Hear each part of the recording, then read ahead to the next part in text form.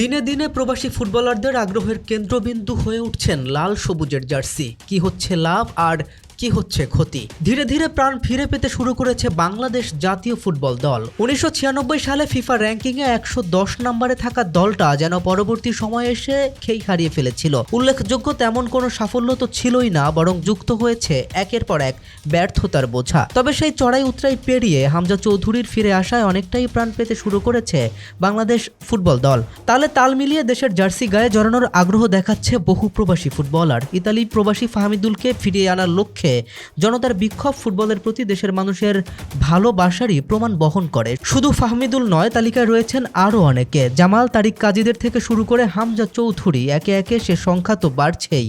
তবে প্রশ্ন হচ্ছে, এর লাভ বা ক্ষতি আসলে কি হচ্ছে?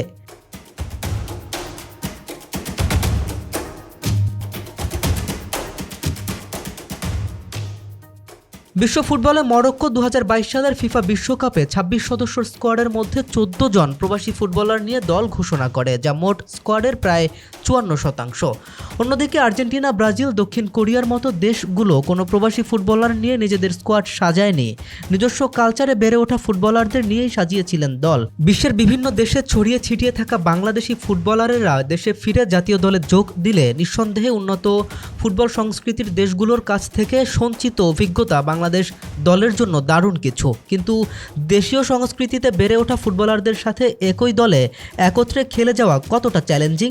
একে অন্যের সাথে টিমওয়ার্কগুলো মানিয়ে নিতে কতটা সক্ষম হবেন তারা? কিংবা উন্নত বিশ্বের উন্নত ফুটবল সংস্কৃতিতে বেড়ে ওঠা ফুটবলারদের জন্য উপযুক্ত পরিবেশ তৈরি করতে কতটা সক্ষম হবে বাফুফে? কেম রাফিন, বিডি আর্কাইভ, ডেস্ক রিপোর্ট।